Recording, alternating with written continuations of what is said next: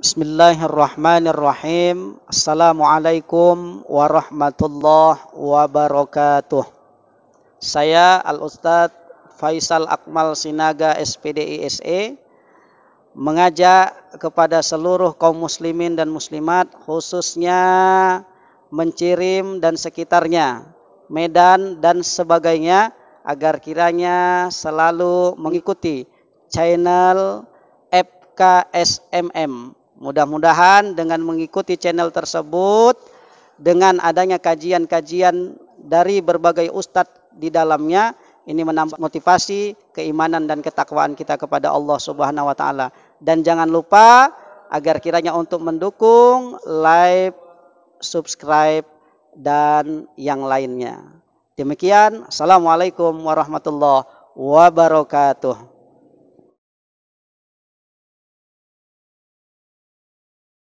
Assalamualaikum warahmatullahi wabarakatuh. Biarlah matahari terbenam di waktu sore, terbitnya di waktu pagi. Biarlah bulan bersinar di waktu malam sampai pagi. Mari terus kita mengaji dan bersilaturahmi, semoga mendapat ridho ilahi. Di luar negeri ada nama negara namanya Panama. Di dalam negeri ada sepak bola namanya Persija. Apalah arti sebuah nama? Nama itu katanya doa. Nah, Pak Ustadz, pertama kali kenalkan nama saya. Sudah kenal Pak ya? Nama saya Simin dari Masjid Nur Huda Pasar 5 Dusun 7 Kecamatan Sunggal. Jadi Pak Ustadz tadi menyampaikan masalah disiplin waktu sholat. Pak Ustadz begini, jangankan sholat disiplin. Orang tua saja memberi nama anak pun kalau saya pikir banyak yang nggak disiplin Pak. Contoh, mengapa orang Islam memberi nama ini kok pakai dewa, pakai dewi? Satu contoh kan, seperti Rahma, Krishna, itu kan nama-nama dewa. Ada juga yang namanya memang dewa, Jaka Dewa. Nah, ada kalau perempuan Dewi, Dewi Sinta, Dewi Permatasari. Nah, itu semuanya itu kan orang-orang Hindu Pak. Jadi menjadi pertanyaan saya, orang Islam memberikan nama dengan nama-nama dewa atau dewi, itu adalah Hindu. Menurut pandangan Islam bagaimana Pak? Ya, kalau saya ini bersyukur juga Pak, nama saya Simin masih singkatan Simin Cirim. Bersyukur juga saya Pak. Kalau saya nama saya dewa, saya ganti terus Pak, ganti. Itu aja pertanyaan saya Pak. Lebih kurang saya mohon maaf sekian. Assalamualaikum warahmatullahi wabarakatuh. Pak apa tadi Pak? Marsimin. Bapak saya Mencirim ya kan? Iya, saya pun masih teringat ketika dulu nggak salah di Krio sana Bapak juga ngajukan pertanyaan. Ingat saya. Cuman Pak Mencirim nggak ingat saya. Jadi gini Pak, memang betul Bapak Ibu, nama itu doa bagi kita. Maka bagi kita umat Islam nih, buatlah tadi itu nama anak kita, ataupun kalau udah nggak ada lagi anak cucu kita nantinya, itu dengan nama-nama yang baik, kan gitu. Jadi Ustadz, cemana caranya? Ambil dari Al-Quran. Contoh, cucu kita pertama laki-laki, namanya tadi itu kita ambil dari Al-Quran, Muhammad Fatih, dari kata Al-Fatihah. Enak. Ustadz, aku udah buat nama cucuku Ustadz, anakku Ustadz dari Al-Quran. Alhamdulillah, berarti ibu sunnah, ngikuti ajaran agama. Siapa namanya anak ibu namanya, cucu ibu namanya? Namanya Ustadz Al-Baqarah. Awak pun bingung. Ibu tahu apa arti Al-Baqarah? Nggak tahu Ustadz, sapi betina.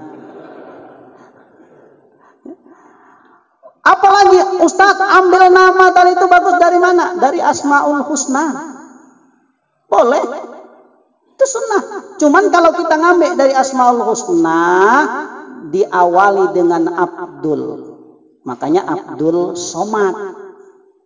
Jangan Somad aja, karena Somad itu hak Allah. Abdul artinya hamba.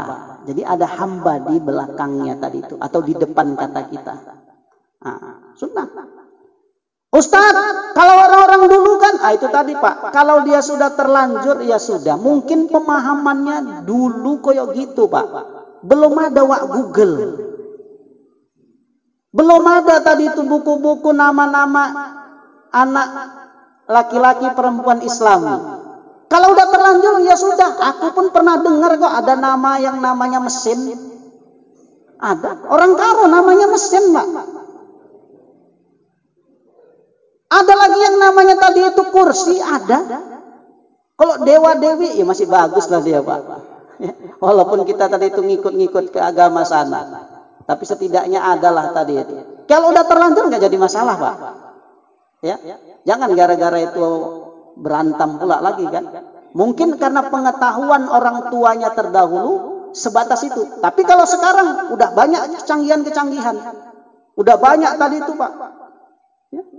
Kalau orang tua dulu kita salahkan, ya enggak, Pak. Begitu pengetahuannya ada orang Jawa. Namanya siapa, Ustaz? Legimin. Ada sini Pak Legimin. Ya kan? Dikiranya bagus, ya memang dulu penuturannya bagus. Tapi kalau sekarang setelah canggih pemikiran, teknologi pengetahuan, legi itu artinya apa? Manis. Min apa? Bahasa Inggrisnya artinya kurang, minus. Legimin kurang manis. Disalahkan? Tidak. Enggak disalahkan. Jadi mending legiman. Legi manis, men laki-laki, laki-laki manis. Masih mending, tak disalahkan, Pak. Kalau udah terlanjur karena pengetahuan orang tua terdahulu seperti itu, teruskan. Itu dia, Pak ya.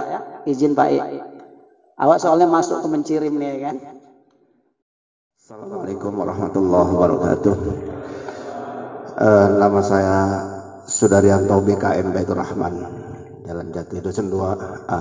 Insya Allah hadapan kami tuan rumah Masjid Baitur Rahman. Singkat saja pertanyaan saya berkaitan dengan disiplin. Yang saya tanyakan disiplin mengenai sholat 5 waktu. Saya perhatikan tumakninah dalam sholat. Tumakninah itu dimaknai berhenti sejenak ataupun sholat itu tidak boleh buru-buru. Karena menghadap Allah itu sesungguhnya yang dilihat Allah itu adalah hati kita, qalbu kita, bukan zahir. Jadi qalbu dilihat Allah, zahir adalah dilihat oleh manusia ataupun insan. Saya perhatikan masih banyak kita melaksanakan sholat itu terburu-buru, tidak disiplin berarti. Pertanyaan saya, kalau kita berjamaah, imam sudah membaca surah ataupun membaca surat Al-Fatihah ataupun surah yang lainnya untuk yang sunnahnya. Tetapi di dalam sholat itu khususnya sholat yang disediakan yaitu sholat zuhur ataupun asar, tidak kedengaran suara bacaannya, tetapi cepat kali gerakannya. Kita tidak tahu membaca surah setelah Fatihah membaca surah atau tidak, sehingga kita makmum agak terburu-buru mengejar imam.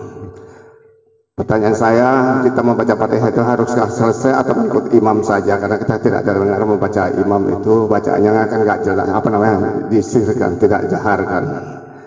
Kita rukuk saja atau kita menyelesaikan bacaan Fatihah? Yang rukunnya, yang saya tanya ya, yang rukunnya.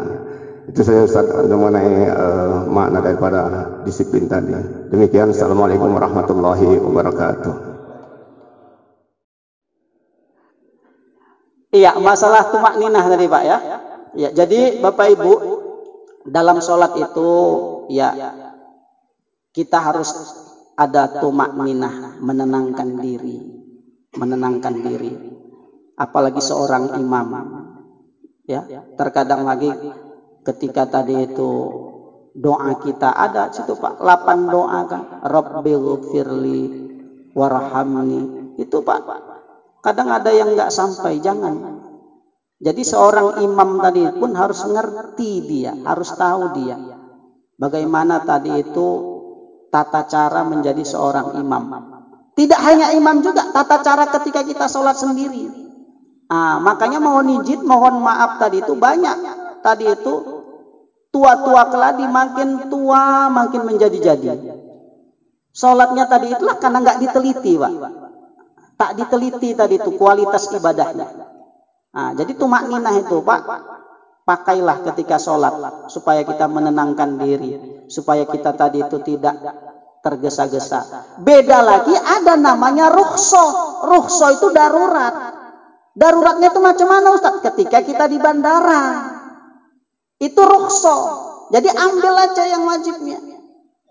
Nah, itu rukhsah, ada keringanan, Mbak. Yang tadi itu apa? Karena kita takut tadi itu tertinggal bandara, kita sholat tadi itu di situ. Nah, itu rukhsah, keringanan. Jadi macam mana Ustaz?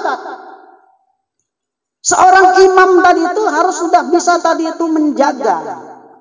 Kalau aku baca tadi surah ini, jamaah di belakang sebagai makmum harus sudah tadi itu bisa mengkelopkan atau tadi itu menghabiskan Al-Fatihahnya. Karena bagi kita tadi itu mazhab Syafi'i, la sholata liman lam yaqra'u bi Fatihatil kitab. Tidak sah salat seseorang yang tidak di dalamnya tadi itu dibacakan ummul kitab, suratul Fatihah. Itu dia. Ya kita pun janganlah tadi itu apa? Kadang ada juga makmum nih longor, Pak. Longor sok paten juga. Ya tahulah, diikutilah tadi itu gimana gaya tadi itu dari imam. Ini udah imamnya agak cepat, dia baca juga.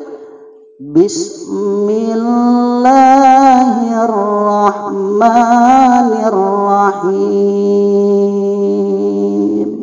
Dia udah baca habis An-Nas. Makmum masih baca Bismillah. Orang kayak gitu bacanya. Harus paham juga. Jadi kalau kita mazhab Syafi'i itu nggak sah.